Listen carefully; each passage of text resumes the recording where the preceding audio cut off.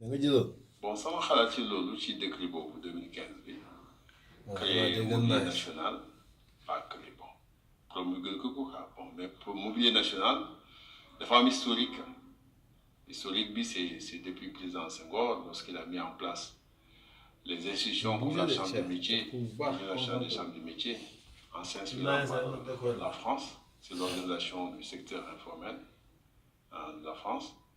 Bon, bu loolu amee ils ont dû aussi moom ci moom la créé sax mobilier national ci moom moo ko gën a yëkkati bon man mii nous étions les acteurs yi nga xam ne ñoo ko doon commencé avec un Badiane l'ancien directeur de l'école des arts bon loolu ba président Wade ñëw ba kii Macky Sall la ñëw mais mobilier national man ni ñu ko lancé pour man dafa raté depuis le départ c'est pourquoi impact bi du feeñ parce que l'objectif du président de la République wax mobilier national c'était que tous les artisans qui gën a suufee dans le coin dans le quartier mën ko jot mën a sentir l'existence mobilier national mais liggéey bi ni ñu koy doxalee actuellement pour ñun affaire bi du dem pourquoi parce que su fekkee ne par exemple état dafa jóg ne mobilier national yëkkati naa ko 100% jox ko artisan yi te ci biir loolu conditions yi ak critères yi taxul artisan mën si yot parce que su fekkee ne par exemple dañu ne yow mosoo gagné marché tey jii dañuy yëkkati mobilier national d'ailleurs c'est l'UMOA même c'est dans tous les pays de membres de l'UMOA ñoo kii c'est pas le Sénégal tout simplement bu ñu yaakaar ne Sénégal rek moo yëkkati mobilier national donc mobilier national bi mu ko yëkkati amul benn mesure d'accompagnement ça n'a pas été préparé le terrain parce que les artisans ak ni ñuy éparpillé ci dëkk bi ak ni ñu mel nga xam ne conditions de travail cadre environnement de travail bi permettre pour sax ñu mën a liggéey comme il faut l'équipement même par modernité bi ñuy wax bon il y a pas de mesure d'accompagnement ça a été le processus pour le mobilier national les artisans non seulement dañ leen war a wutal cadre benn espace de travail équiper leen et l'équipement même aujourd'hui bi nga xamante ne moom lay artisans yi di démerder di liggéey équipement la boo xam ne c'est des années 1800 parce que modernité bi actuellement nii dafa toll foo xamante ne il faut équipement bu moderne il faut niveau technique connaissance professionnelle exister ci équipe bu mën a doxal bis des mooy ni ñu koy waxee c'est-à-dire mobilier national artisan yi amuñ benn mesure d'accompagnement c'est-à-dire l'équipement bi nga xamante ne moom la ñuy liggéey boo xoolee fu mu ratee bi mu wax la ko précisément mooy que politique gouvernement amul benn politique spécifique boo xam ne pour secteur de l'artisanat comme les autres secteurs comme l'agriculture comme la pêche comme l'élevage boo xoolee gouvernement bi nu muy liggéey investissement yi muy def ci agriculture élevage ak pêche bi mais quand l'exemple des pêcheurs seen moteur yi ñuy liggéey seen moteur yi nga xam ne moo nekk seen gaal yi dañ ko subventionné même seen gilet de sauvetage yi c'est subventionné dans tous les cas l'élevage et ainsi de suite l'agriculture bien vrai que même doyul sax dañ ko war a renforcer mais ban subvention nga gis ñu def ko ci secteur de l'artisanat y en a pas existé wul amul benn politique spécifique pour loolu donc lépp lu ñu mën a indi lu mu baax day raté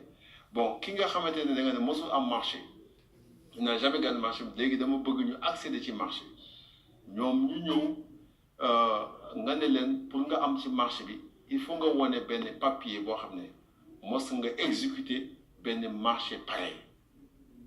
mais quelqu'un qui n'a jamais gagné le marché et aujourd'hui tu dis que bon dama bëgg relever le défi pour jox leen marché et tu lui demandes des conditions par rapport à ça un marché qu'il a exécuté le bu mu mos a exécuté donc c'est pas possible c'est pour l'écarter bon am affaire jéeb baa ngi nii waaye bu ci lekk parce que c'est plein dafa saf kaani xale bi mën ci lekk donc toujours c'est les gros calibres qui gagnent les marchés Mobilier national pour man échec la doxul méthode bi baaxul système bi ñu ko créé ah dañu jiital charrette avant nag bi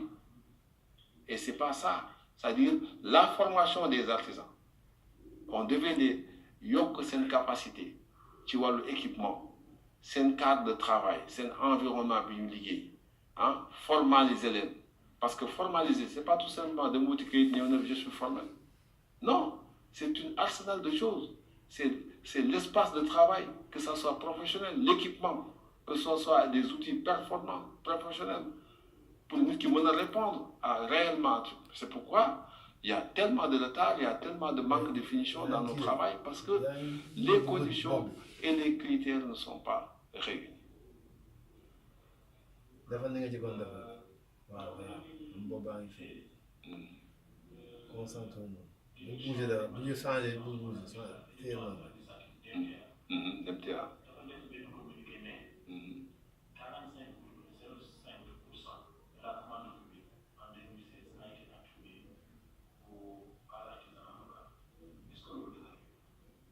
gis nga loolu man gis naa ORP organisation bi ñu bokk on a mis en place une société gis naa ne am nañ ci marché gis naa dégg naa ay ñeen artisan yoo xam ne bon nekkuñu artisan yi suufe xaw nañu am dëgëraay tuuti am nañ ci ay marché mais pourcentage réel bi et puis ñi gagné marché il faut ñu xool réellement est-ce que c'est des artisans parce que ku réunir critères yi mooy am sa kayit ñëw taxaw ne artisan la kenn mën la ko mën si génnee donc ñi gagné marché yi réellement nañ leen seet am na ñu ma xam ne c'est des vrais artisans ah gagné nañ ci mais ñoom xool seen pourcentage boobu donc loolu moo tax ma ne Mobilier national man daal ni ma xalaate ne moom la ko président bi inspiré wu ak objectif bu mu ci amoon que tous les artisans les plus reculés yu gën a ndaw même bu dee benn chaise wala benn banc mu mën ci réaliser mën ci gis boppam je pense que l'objectif bi ça n'a pas été atteint l'artisan sénégalais depuis l'indépendance il reste toujours artisan il ne progresse jamais il reste toujours artisan semi-industriel sax xalaatu ko on n'a pas d'industrie de menuiserie au Sénégal pas des Sénégalais il y en a pas parce que pourtant ñun am nañu ambition bëgg nañu progresser mais il y a pas de politique spécifique des corps de métier du secteur de l'artisanat il y en a pas absence carrément boo xoolee suñu ministre par rapport boo tax ma ne ministre bi am na benn ministre peut-être dinaa ko si dugal si biir émission bi Aminata Mbengue Ndiaye suñ ko mënoon jox artisanat gis naa effort yi muy def ak coono bi muy def ak ñàkk a xeeb ay artisans ay éleveurs yi fu ne lay dugg gis ngeen ko à la télévision méthode bu nekk parce que quand le président te donne tâche benn liggéey c'est parce que yow yaa mënu topp si yow yaa war a am ay initiative seet nooy développer secteur boobu mais vraiment le secteur manque beaucoup de choses l'environnement amuñu espace xam nga Dakar la ville devient de plus en plus moderne artisans yi on reste indésirés c'est pratiquement des nomades parce que les banques n'ont pas confiance aux des artisans parce que boo fi nekkee tey 6 mois 1 an yaa ngi tox dem feneen ah ak réalité yi nekk foofu nga ñëwaat sàncaat bees wala fi nga nekk mu étroit d'une manière que mënoo fa liggéey wala nga am équipement boo xam ne équipement bi baaxul n'est pas performant pour nga am finition bu noonu parce que finition c'est environnement de travail la ah ak espace de travail ak équipement bi surtout parce que si l'équipement n'est pas moderne mënoo def lu moderne lu am finition bu am impact wala bu amoo espace de travail bu baax fi nga xam ne fi nga war a liggéey fi nga war a stocker sa matériel fi nga war a def sa exposition amoo ko cas bi dafa étroit sooy liggéey suuf si di naaw fi affaire c'est pas possible donc état bi il faut mu am politique spécifique du secteur de l'artisanat dans sa globalité mais il y a pas absence de politique gisuma benn politique spécifique par rapport aux autres secteurs il y en a pas ñun suñu équipement yi dañuy cher bien vrai que dafa ancien mais dafa cher mënoo ko jënd boo paree D'où tout est là pratiquement tout est informatisé. Le produit bu génnee day set wecc day nekk normal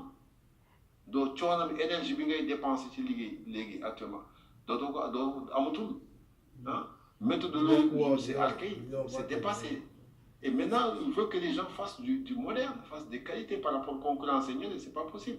Le gouvernement doit faire l'effort par rapport à l'exemple, quand on voit l'exemple d'Assane au Maroc, sur l'élevage, sur l'agriculture, sur l'artisanat. Parce que dafa am politique dafa am objectif. Mais objectif bi mënoo la yor ay doom nga yóbbu ñi kenn ki nga bàyyi ko quoi ñi se nga kenn nga bàyyi ko mu ne si boo xam ne c'est un fainéant amul njëriñ. Non, c'est parce que yow sa taxawaay par rapport ak ñeneen ñi moo am différence. Solution bi état bi war a def benn solution bi nag marché jot marché rek pour jot marché. Mais yow boo jotee marché noo koy exécuter conditions yi ba nga xam ne état bi li mu bëggoon mu am satisfaction ci qualité de travail ci rapidité d'exécution ah ak fexe ba nit ñi am amour ak les jeunes am amour au métier bi. Donc il faut qu'on modernise le secteur. Tant que modernise le secteur di xëpp nit ñi ay marché toujours c'est toujours les mêmes problèmes. Les artisans n'ont pas de finition, ils ne sont pas sérieux. Wax boobu toujours mooy continuer parce que amul benn condition. Même boo gagner marché pour nga am financement sax tu as des problèmes. Da ngay am problème pour mën a financer. Bien que ils font ñu ngi def ay efforts mais dañuy raté yoon bi fu ñu jaar foofu du foofu. Pour moi du foofu. C'est processus là pour la réussite du mobilier national, pour le développement du secteur de l'artisanat, qu'on ne reste pas à continuer éternellement à être artisan au Sénégal. Le Sénégal, depuis l'indépendance, tous les artisans yi ngeen xam ay paay maam yi yëpp ba léegi ay artisans lañ boo demee jóge nañu fa seen doom yi ñoo fa ne seen atelier yi mais toujours c'est des artisans et pourtant c'est des gens ambitieux am nañu ambition bëgg nañu dem ci kanam mais amuñu jàppale état bi amul l'état artisan. Je dis c'est le et qui me gêne sur l'artisanat. Toujours le ministre de tel et de l'artisanat. C'est le et là qui me gêne et chaque fois ça revient. Et boobu mooy seen démarche toujours ñu ngi des gannaaw bon dafa mel ni nga yóbbu bagage yi nga fàtte nga ni nga quand la nga bokk ko voilà c'est ça. Avec ça un artisan au Sénégal restera toujours artisan. Voilà.